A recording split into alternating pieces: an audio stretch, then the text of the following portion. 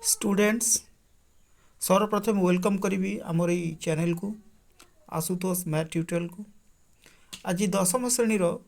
समांतर प्रगति आम आलोचना करवा तृतीय अध्याय ये गोटे वीडियो रे मुझे तीनटा क्वेश्चन आंसर चेष्टा करी सॉर्ट आउट करने की बहुत इजी मेथड रे जहाँ आपण एग्जाम बहुत हेल्पफुल देखो फास्ट क्वेश्चन आम सॉर्ट आउट करवा 18 को एपरी तीन भाग रे भाग कर जेपरिकी सेमाने एक समांतर प्रगति रहिबे ओ सेमानकर गुणफल 192 हेबो।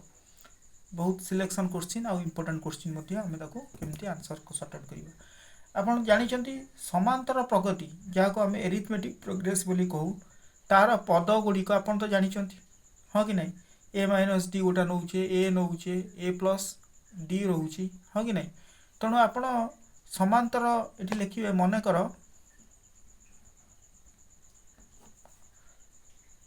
समांतर प्रगतिर बा एपी रो पदत्रय तीन टा पद नहीं पद त्रय गोटा हूँ ए माइनस डी आउटा हूँ आउटा हूँ ए प्लस डी एटा नहीं जाए पदत्रय बुझीपारे तेणु ये यही पद ना पड़ो आप कहे ए गोटा 2a गोटा 3a एमती नेले आपणकर यही क्वेश्चन सॉर्ट आउट हो पार ना जदिओ सेगुड़ा सब समांतर प्रगति अच्छा एक एक डिफरेन्स अच्छी किंतु ताकू नहीं पारे ना यही पद को नेले सुविधा हम जमी जब आउट दरकार ताले ए माइनस 2d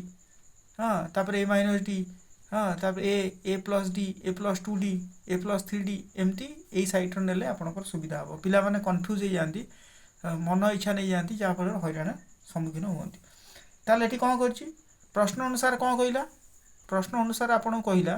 देखंतु प्रश्न अनुसार 18 को यहीपरि तीन भाग विभक्त कर तेणु ये तीन टाक भाग को कौन करवा आम 18 इक्वाल टू करदे तीन भाग विभक्त कर माने कौन प्रश्न अनुसार ए माइनस डी तीन भाग माने कौन प्लस ए आउटा हूँ प्लस ए प्लस डी ये गोटा पद ये गोटा पद ये गोटा पद तीन भाग विभक्त कला क्या 18 इक्वाल टू 18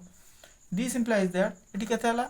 देखु ये आपको तले गार टाणवे ना मुझे बुझापी टाणीदेली ये देखु minus D plus D cancel हो minus D plus D cancel रहा के ना ए 3a इक्वाल टू के 18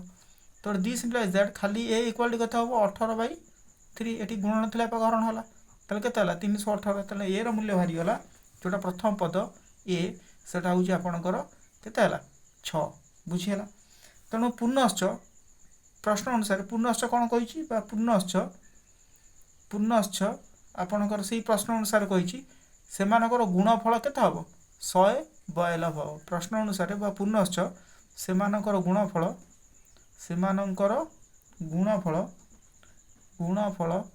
समान केते हम ना 192 हम ताने ये कौन आप ये तीन टा संख्या गुणिबे पुणी के हम 192 तापर ए माइनस डी ब्रैकेट देवे गुणन तापर ए रहिला तापर ए प्लस डी आप ब्रैकेट देदेवे तेणु ए को ए माइनस डी आगे गुणतु ना ए दीटा गुणी दिंतु ए स्क्वायर जदि एमती डायरेक्ट आप सर्ट मेथड भी करेंगे ना आप मूल्य भी पकई पारे जमती करेंगे धर सपोज आदि मुझे ए रे ए माइनस डी रे ए गुणिबी ताले के ए स्क्वायर माइनस रे डी तापर ए प्लस डी गुणिबी ना ए माइनस बी आउ ए प्लस बी रूत्र पकईदेवी ए स्क्वायर माइनस बी स्क्वायर हो ए स्क्वायर माइनस डी स्क्वायर हो तेणु आपड़ जमी करेंगे जब मुझे एटा को आगे नहीं जाऊँगी यही दीटा को गोटे सूत्र पकई दूसरी के ना ए स्क्वायर माइनस डी स्क्वायर कहीं आप जानते रफ रे मुझे रफ रे भी ये बुझी दूसरी जे ए प्लस बी ब्रैकेट ए माइनस बी तार गोटे सूत्र अच्छी कौन ना ए स्क्वायर माइनस बी स्क्वायर ये सूत्र अच्छी तेणु जेहेतु ये ए माइनस बी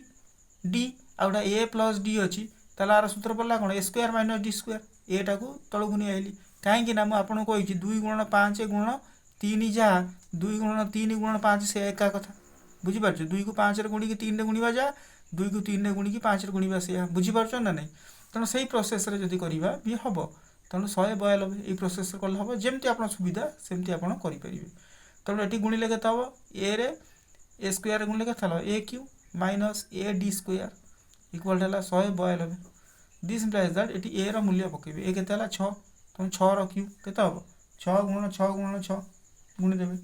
जति हबो सेते लिखिबे तेणु 6 को 2-3 थर गुणले केते हबो 6 गुणन 6 गुणन 6 तो 600 हला 36 36 रे पुनी 6 गुणिबे हां कि नहीं 6 गुणले केते हबो 636 6 ना 3 6 3 18 19 20 21 केते हला 216 माइनस एटी केते हला एटी केते रहिला ना आपणकर ए रो मूल्य पकेबे सेही 6 6 डी रो स्क्वायर इक्वल टू हला 192 तो दिस इम्प्लाइज दैट एगुडा मु कोन करछि ना 6 डी स्क्वायर को एफा गुनी आसी एटा माइनस टा गुनी आसी प्लस हे जिवो तो 216 रखि देली माइनस केते हला 192 ए जो 192 टा प्लस टा पी एफा होसला माइनस 192 इक्वल टू हला प्लस 6 डी स्क्वायर बुझी हला दिस इम्प्लाइज दैट आको माइनस करले केते हबो 216 रु एटी 192 आपण माइनस कर देबे तनु एटिला 4 हाँ एटिला 1 1 10 11 11 न गले केते हला 2 हाँ कि नहीं तापर एटी तो 24 एटिला 24 इक्वल टू हला 6 डी स्क्वायर हाँ कि नहीं दिस इम्प्लाइज दैट खाली डी स्क्वायर इक्वल टू केते हबो डी स्क्वायर इक्वल टू तो 24 ए जो 6टा गुणन हेतला पाक पळे आसेला हरण हे गेला 6 4 24 खाली 4 तो दिस इम्प्लाइज दैट खाली डी केते हबो डी इक्वल टू केते हबो तो 4 रो रूट ओवर हला 2 तो डी रो मूल्य केते हला 2 अतः डी इक्वल टू केते हला 2 आसी गेला तो नेक्स्ट आपण कोन करिवे तीनटा पद बाहर करिया कोइछ देखो तो तीनटा पद हेले तीनटा पद बाहर करिवे ताले ए माइनस डी केते हबो ए रो मूल्य केते हितला आपण 6 हां कि नहीं माइनस डी रो मूल्य केते हला 2 तने गोटे हला 4 तापर ए खाली केते हला ए गोटे होउची आपण 6 तापर ए प्लस डी केते हबो ए प्लस डी होउची आपण 6 प्लस ए रो मूल्य 6 प्लस 2 इक्वल टू 8 तो देखंतु ए तीनटा संख्या गुणी देले आपण केते होउची 192 निश्चित हबो एवं मिसई देले आपण केते हबो 18 निश्चित है जदी 6 4 10 8 18 बुझियला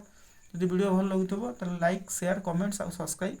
निश्चित करिवे नेक्स्ट कोटे देखिबा 30 निर्णय करो निर्णय करो इति होई तार क्वेश्चन बुझियला गोटे अनुक्रम रे tn होउची केते 2n प्लस आपणकर 3 ताहले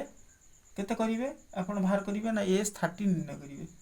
तनो एटी tn अतः एटी कोन करले ना tn equal to eighty answer लिखुची tn इक्वल टू केते हला ना tn equal to 2n plus हला 3 एटा पूरा शॉर्ट करिवे बुझ मने करो tn केते हबो t1 इक्वल टू केते हबो n रो मूल्य 1 2 3 नै जिबा t1 इक्वल टू केते हबो ना 2 * n रो मूल्य हला 1 प्लस हला 3 इक्वल 2 के 2 3 केते हला 5 गोटा हला तापर t2 भी सेमति नै जिवे 2 * n रो मूल्य हला 2 प्लस हला 3 2 ने 4 3 केते हला 7 गोटा हला तापर t3 नै जिवे केते हला 2 * केते होची 3 प्लस हला 3 इक्वल टू 3 ने 6 3 9 अते एठारे ए हला केते केते 5 ए होउची आपण t1 से हला 5 तापरे आपण को डिफरेंस केते हला d केते हला ना 7 रु 5 फेडीबे t2 minus t1 equal to 7 minus हला 5 समान हला केते 2 जानि जन 9 रु 7 गले से 2 रहिला तणु तापरे आपण कोन करिवे s 30 आपण बाहर करिवे तणु s 30 इक्वल टू सूत्र पकेबे कोन हलो s 30 sn रो सूत्र कोन n/2 into 2a plus n minus 1 into d एवढा होता सूत्र तो n रो मूल्य केते हला 30 जे 30 देइछि आपण 30 पकेबे n रो मूल्य 30 30/2 into 2 into a रो मूल्य केते a रो मूल्य होछि 5 2 * 5 प्लस पुनी n रो मूल्य हला 30 माइनस 1 हां कि नै तापर d रो मूल्य केते होछि आपण d रो मूल्य पकेबे केते d रो मूल्य होछि 2 तन दिस इक्वल टू एठी केतला काटी दउंतु 15 एठी हला केते 5 2 नेला 10 प्लस एठी केतला 30 रु 9 गला 29 29 गुणन 2 केते हबो 29 गुणन 2 50 29 2 58 बुझी परछन तो जे रब करिवे 30 ରୁ 1 ଗଲା 29 29 ଦୁନେ ଗୁଣି ଦେଇପାରିବେ 9 2 18 8 ହେଲେ 1 4 5 58 ବୁଝିହେଲା। ତେଣୁ ଏଠି ହେଲା 15 ଏଠି ହେଲା 10 ଆଉ 58 ମିଶେଇଲେ କେତେ ହେବ ଏ ଗୁଣନ ଚିହ୍ନ ଦିଅନ୍ତୁ କେତେ ହେଲା 68। ତେଣୁ 15 ଯଦି ଆମେ 68 ରେ ଆମେ ମଲ୍ଟିପ୍ଲାଏ କରିଦେବା ତାହେଲେ କେତେ ହେବ ସମାନ 15 ବା 68 ଗୁଣନ ହେଲା 15 ଆପଣ 40 ଶୂନ ହେଲା କି ଆପଣ ମଲ୍ଟିପ୍ଲାଏ କରନ୍ତୁ 8 40 ଶୂନ ହେଲେ 4 530 4 ହେଲା 34 1 8 8 1 6 କେତେ ହେଲା 0 8 4 12 2 ହେଲେ 1 6 3 1 10 ଆପଣଙ୍କର କେତେ ହେଉଛି 1020 ଏଠି ହେଉଛି ଆପଣ ଆନ୍ସର ବୁଝିହେଲା କ୍ଲିଅର। ତେଣୁ ଯଦି ଭିଡ଼ିଓ ଭଲ ଲାଗିଥିବ ତାହେଲେ ନିଶ୍ଚିତ ମୋତେ ଲାଇକ୍ ସେୟାର କମେଣ୍ଟସ୍ ଆଉ ସବସ୍କ୍ରାଇବ୍ ନିଶ୍ଚିତ କରିବେ।